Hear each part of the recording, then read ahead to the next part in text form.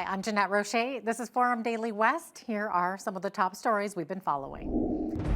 Donald J. Trump is officially sworn in as the 47th president of the U.S. and signs a mountain of executive orders while leaving Canadian tariffs off the table. Plus, certain Canadian cabinet members travel to D.C. for Trump's inauguration, including Alberta Premier Danielle Smith. And former Leader of the House, Karina Gould, announces her intention to run for Justin Trudeau's position. Thanks so much for joining us. Well, it's official. Donald J. Trump was sworn in as the 47th President of the United States today, overcoming impeachment threats, criminal indictments, and a pair of assassination attempts to take on a second term in the White House. Please raise your right hand and repeat after me. I, Donald John Trump, do solemnly swear. I, Donald John Trump, do solemnly swear that I will faithfully execute the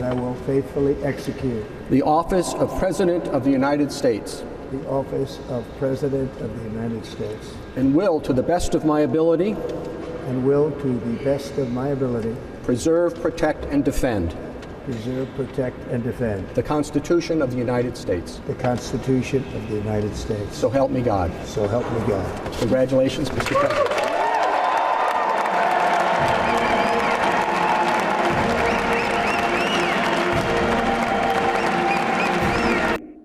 During his inaugural speech held inside the Capitol Rotunda due to the cold weather, Trump declared, quote, "The golden age of America begins right now." From this day forward, our country will flourish and be respected again all over the world. We will be the envy of every nation, and we will not allow ourselves to be taken advantage of any longer. During every single day of the Trump administration, I will very simply put America first.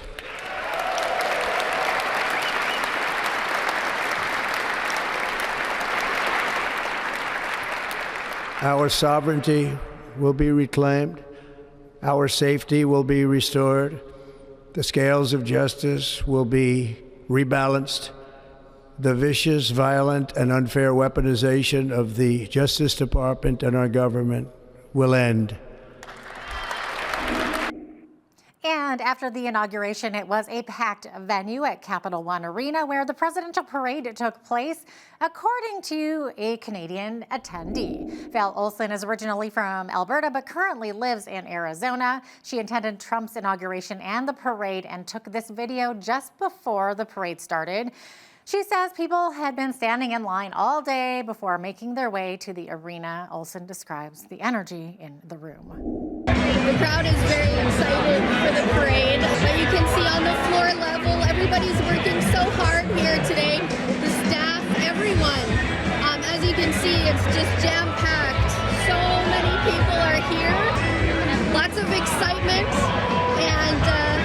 but it's just top-notch. It's a top-notch example of transferring of power today, celebrating the inauguration of Donald Trump. Olsen hosts a radio show on X and is a contributor on international radio stations airing in 80 countries. Well, as Trump takes office, he has many executive orders ready to go, such as shutting down the U.S.-Mexico border, suspending refugee admissions, and deporting illegal immigrants.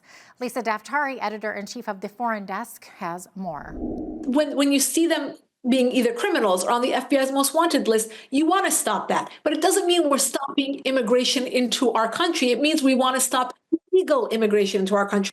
This is not just an immigration issue, it's a national security issue.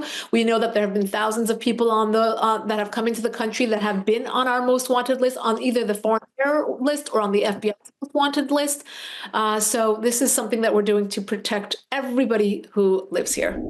President Donald Trump will reportedly not be hitting Canada with damaging tariffs today, despite his numerous promises to do so within hours of taking office.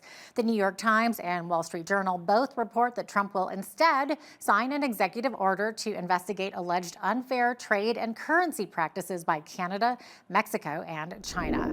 Alberta Premier Danielle Smith responded by saying, quote, "Alberta is pleased to see that today President Donald Trump has decided to refrain from imposing tariffs tariffs on Canadian goods at this time as they study the issue further.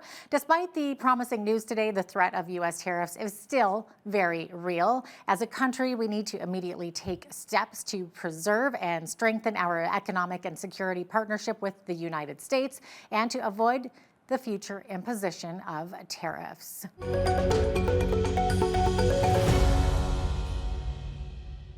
Joe Biden, in one of his final acts as president, pardoned Dr. Anthony Fauci, retired General Mark Milley, and members of the House committee that investigated the January 6th attack on the U.S. Capitol. The Associated Press has more. And with just minutes before he left office, Biden also pardoned his siblings and their spouses, saying his family had been, quote, subjected to unrelenting attacks and threats, motivated solely by a desire to hurt me.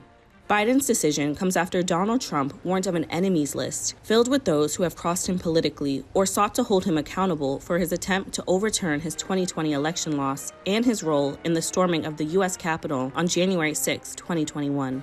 The pardons have been the subject of heated debate for months at the highest levels of the White House, as it is customary for a president to grant clemency at the end of his term, but those acts of mercy are usually offered to Americans who have been convicted of crimes.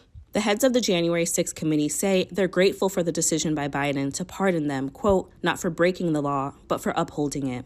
Fauci helped coordinate the nation's response to the COVID-19 pandemic and angered Trump when he resisted Trump's untested public health notions.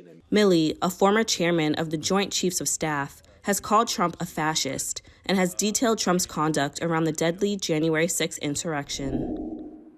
Former finance minister and Liberal leadership hopeful Chrystia Freeland says she's the best person to stand up to the new president when it comes to representing Canada's interests. Freeland announced she is joining the race to replace Justin Trudeau late last week, and her campaign kicked off on a Sunday. Despite Trump speaking critically of Freeland in the past, writing on social media that she, quote, won't be missed when she resigned, the former finance minister said it's an advantage that he knows she can't be bullied. Freeland said, having dealt with Trump during the first renegotiation of NAFTA, says that she's learned some things that give her confidence Canada can negotiate with our biggest trading partner. Speaking at a local Boys and Girls Club in her University Rosedale riding, Freeland says she'll fight for Canada in the face of economic threats from U.S. President Donald Trump. Canadians want good jobs, homes they can afford, and great care for their kids. They want a government that is as careful with Canada's money as Canadians are with their own. These bread and butter issues are more important today than ever because our country is facing what could well be an existential threat. A third name is officially on the ballot as a Liberal leadership hopeful. At her launch event in Burlington, Ontario, Karina Gold announced she would be stepping down as Government House Leader to focus on the race.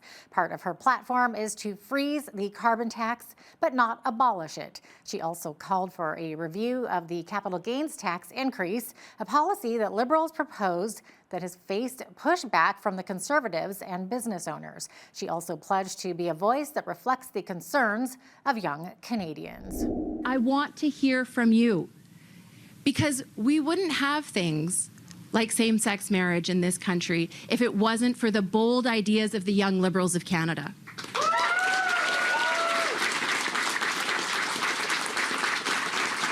We wouldn't have legalized cannabis in this country if it wasn't for the bold ideas of the young Liberals of Canada.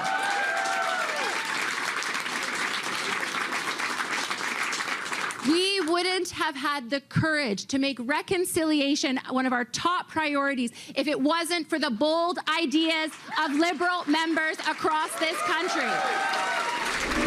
In other news, ambulances and trucks carrying humanitarian aid lined up at the Egyptian border on their way to the Gaza Strip as a ceasefire between Israel and Hamas came into effect on a Sunday. Dozens of health workers and Red Crescent personnel were preparing the long lines of trucks and ambulances at the Rafah border crossing, which connects the Gaza Strip and Egypt. Well, after spending 471 days in captivity, 3 hostages were released from Gaza on the first day of the ceasefire. Hamas agreed to release 3 female hostages on day 1 and an additional 4th woman on the 7th day of the agreement. In the early hours of Monday, 90 Palestinian prisoners and detainees were released from Israeli prisons. The 90 prisoners were released in exchange for the 3 Israeli hostages.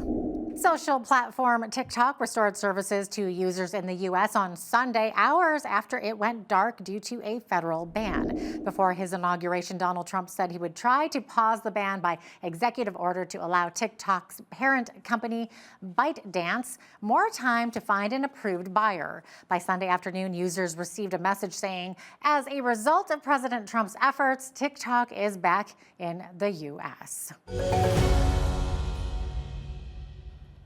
Lethbridge police responded to a pedestrian collision this morning in the north side of the city where 3 children were struck by a vehicle. The collision occurred on a crosswalk off the intersection of 23rd Avenue North and 13th Street. BCN's Landon Hickok has more details. Thanks, Jeanette. Police can confirm that 3 children ages 14, 7, and 5 suffered serious injuries after being struck by a vehicle behind me on this crosswalk shortly after 7:30 this morning.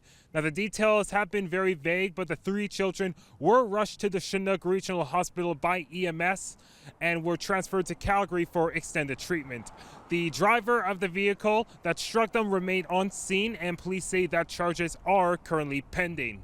The Holy Spirit Catholic School Division sent out emails to families this morning confirming that 3 of their students were involved in this collision. A Southland bus was also carrying Holy Spirit students at the time and were witnesses of the collision, but have not provided a comment since. Lethbridge police say that the investigation is still ongoing and charges will be pending for the driver of the incident. Jeanette? Lethbridge police have laid charges on a 36-year-old man who sexually assaulted a 26-year-old woman earlier this month. The charged, Anthony Robert Small, reportedly offered the victim a ride home from outside the downtown library. She was then taken to a North Side park where she was threatened by Small and sexually assaulted inside his car. After she was forced out of the vehicle, she reported the incident to an officer in the early morning hours on January 11th. Small eventually handed himself over on January 17th, where he was arrested. His vehicle, a black 2017 Toyota Camry, was subsequently seized. Police now believe that he might have assaulted more victims in the past and have released photos of his headshot and his vehicle for any unidentified victims to come forward. If anyone has information, you should call 403-328-4444. Small is charged with sexual assaults, uttering threats, and unlawful confinement. He is due for a court hearing on January 21st. Well, it's that time of year when you need to warm up your car, but it could come at a risk. This week, Lethbridge Police will be out in the community in an initiative to prevent the theft of unattended idling vehicles. Police will be patrolling the city to spot unlocked idling cars and attempt to communicate with the owner best practices in preventing a potential theft, that is. Pamphlets will be provided for warm-up theft prevention tips. Police recommend never leaving a vehicle unattended and to not leave children, pets, or any valuables in a running car. Most modern vehicles will have some sort of anti-theft device where you can remote start is ideal. If you have an older vehicle that doesn't have some of these options, then stay in your vehicle and allow it to warm up. This was an initiative that's coordinated through the Alberta Association of Chiefs of Police and involves multiple agencies throughout the province.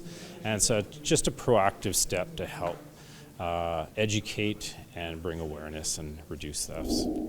Well, a new Bank of Canada survey has found close to a quarter of Canadian businesses expect to see rising costs once Donald Trump has officially taken office as U.S. president. A quarterly business survey released this morning is based on leadership interviews involving roughly 100 companies last November.